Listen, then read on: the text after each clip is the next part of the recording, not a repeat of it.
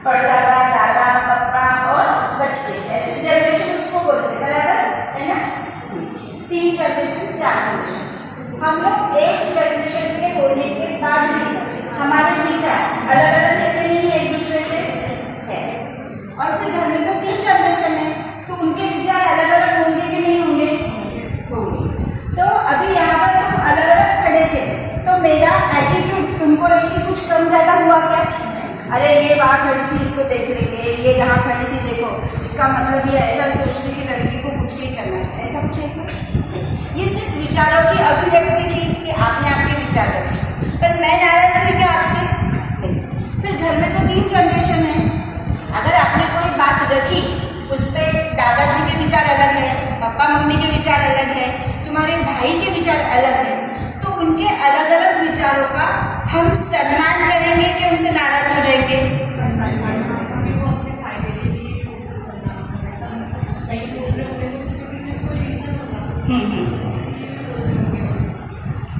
पीछे तक आवाज जाने को,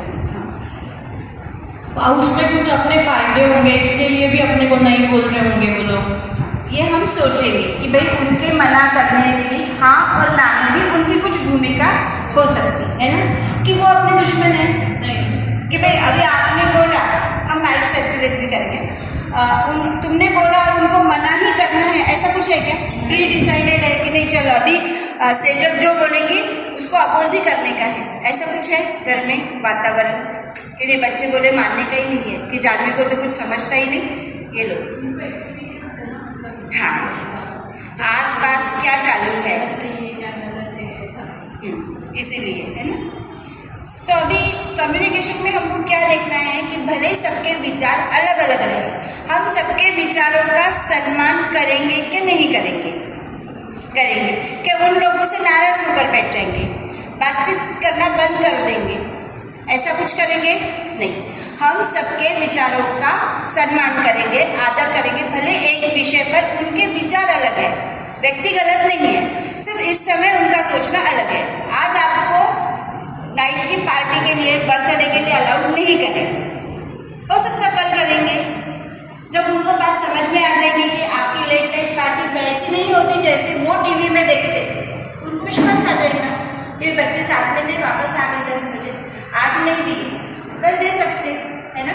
तो आज परमिशन नहीं दी इसलिए नाराज होकर बैठ जाना है क्या उनके साथ कि तुम तो ऑर्थोडॉक्स है, तुम समझ के नहीं देते, दुसरों की जगह देखो, तुम्ही कधी मला जाऊ देतच नाही बाहेर, 7च्या आत घरात, अशी नियम लावून ठेवली। ये पूरी बातों का मैसेज क्या है अपने लिए कि घर में 3 जनरेशन के लोग हैं, जब हम एक जैसे हैं तो भी हमारे विचार अलग हैं, तो जो जनरेशन टू जनरेशन गैप है उनके तो विचार अलग ही रहेंगे। कोई एक विषय पर, तुम्हारी शादी को लेकर, तुम्हारे एजुकेशन को लेकर, तुम्हारे बाहर की पार्टी को लेकर, तुम्हारे दोस्तों को लेकर। मॅडम, आज BJYच्या वतीनं कोणते कोणते कार्यक्रम तुम्ही आयोजित केलेले? नमस्कार, मी सौभाग्यवती मनीषा संजय बनसोडे। भारतीय जैन संघटना यांच्या वतीने 2 दिवसीय स्मार्ट गर्ल हा कार्यक्रम आयोजित केलेला आहे।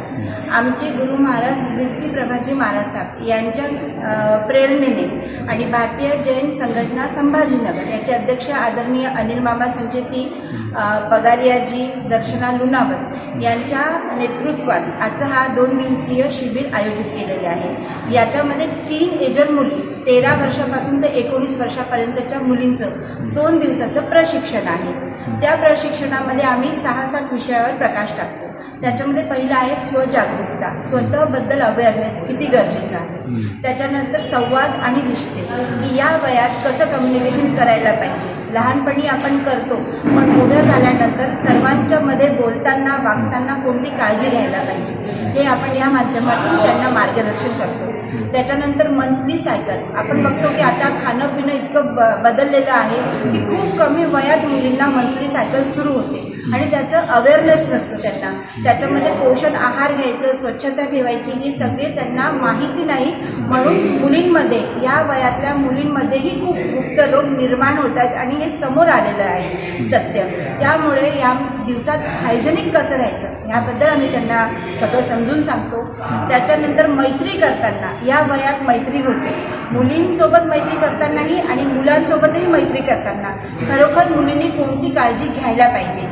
जे मित्र मैत्रीण त्यांच्याबद्दल तुम्ही घरी सांगू शकत नाही, याचाच अर्थ आहे की कुठे ना कुठे काही गडबड आहे. कारण प्रत्येक वस्तू जेव्हा तुम्ही घरी बोलतात आणि मैत्रीबद्दल लपवतात, म्हणजे तुम्ही स्वतः विचार करायला पाहिजे. आम्ही याचं हे सांगतो की ज्या मित्र मैत्रिणींना तुम्ही हक्काने घरी घेऊन जाऊ शकतात, अशा चांगल्या लोकांच्या सोबत तुम्ही मैत्री ठेवा की तुमचं पुढे लक्ष त्याच्यात तुम्हाला साध्य होणार. आणि आज मोबाईलमुळे हाताच्या एका बटनावर त्यांच्यासमोर आयुष्य आणि जग उघडं आहे. तर खरोखर त्यांनी काय घ्यायला पाहिजे आणि काय नाही, हा निर्णय घेण्याचा सर्वात महत्त्वाचा विषय आम्ही त्यांना समजून सांगणार आहे की कोणत्याही छोट्या गोष्टीला बळी न पडता सगळ्या याच्यातून व्यवस्थित असा निर्णय घ्या की पुढे तुम्हाला त्याचं रिग्रेट राहणार नाही. अशा पद्धतीने वेगवेगळ्या विषयावर आम्ही त्यांच्याशी संवाद साधतोच आहे. त्याच्याशिवाय आम्ही त्यांच्या पालकांशी पण 1 तास चर्चा करणार आहे की मुली तर या 2 दिवसीय प्रशिक्षणामध्ये बदलणार आहे, पण कुठे ना कुठे आई वडिलांनाही त्यांना समजण्याची गरज आहे. मुलींचं जर बघितलं तर मुलींचं लवकर लग्न होऊन जातं आणि त्याच्यानंतर आपल्या हक्काच्या मुलीच्या सोबत दिवाळी दसरा करायला पण आपल्याला समोरच्या लोकांना विनंती करावी लागते की 4 दिवस माझ्या मुलीला पाठवता का, आणि तेव्हा हातात काही नसतं. त्यामुळे आहे ते दिवस मुलांसोबत चांगल्या पद्धतीने जगा, त्यांच्यासोबत विश्वास ठेवा, त्यांना हक्क द्या, त्यांना सेल्फ एक्सप्रेशनची स्पेस द्या, जागा द्या. या 2 शिबिरातून हे साध्य करण्याचा आमचा प्रयत्न आहे. आणि देवाच्या कृपेने हा प्रोग्राम इतका सुंदर डिझाईन केलेला आहे. आणि भारतीय जैन संघटनेचे संस्थापक अध्यक्ष पुण्याचे आदरणीय शांतीलालजी मुठाळे, त्यांनी बघितलं की समाजामध्ये मुली कोणत्या संकटाला, संघर्षाला सामोरे जात आहेत आणि त्या निमित्ताने हा प्रोग्राम डिझाईन केलेला आहे. याच्या नेहमी ट्रेनिंग होतात आणि आमचंही अपडेटेड ट्रेनिंग होत असतं. मागच्या अनेक वर्षापासून नॅशनल लेवलवर असे कार्यक्रम मी लीड करत असते आणि स्वतःला प्रत्येक वेळेस ट्रेन करून अपडेटेड ट्रेनिंग आम्ही घेत असतो. आज इथे 20 ते 25 मुली या कार्यक्रमामध्ये आहे. तर मी आयोजक, नियोजक आणि प्रयोजक या सर्वांना मनापासून धन्यवाद देते. एक मुलगीने जरी इथून काही व्यवस्थित घरी घेऊन गेली तर पूर्ण एक जनरेशन पुढे सुधारणार आहे, अशी आमची याच्या मागची इच्छा आहे. कोणतंही हे स्वार्थ न ठेवता ही निस्वार्थ सेवा देशासाठी, समाजासाठी आमच्याकडून आहे. आजच्या पहिल्या दिवशी किती मुलींनी सहभाग घेतला? 25 मुलींनी घेतला होता.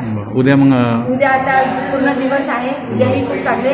याच्यामध्ये अजून एक विषय आहे सेल्फ डिफेन्स. छोट्या छोट्या आम्ही टेक्निक याच्यामध्ये शिकवतो की त्यांनी आत्मरक्षा कशी करायला पाहिजे, सेल्फ कॉन्फिडन्स कसा वाढवायला पाहिजे, सेल्फ रिस्पेक्ट कशी ठेवायला पाहिजे. अशा प्रकारचा हा अतिशय सुंदर, दुर्मिळ आणि कॉन्क्रीट रिझल्ट देणारा असा हा कार्यक्रम आहे. नमस्कार, धन्यवाद.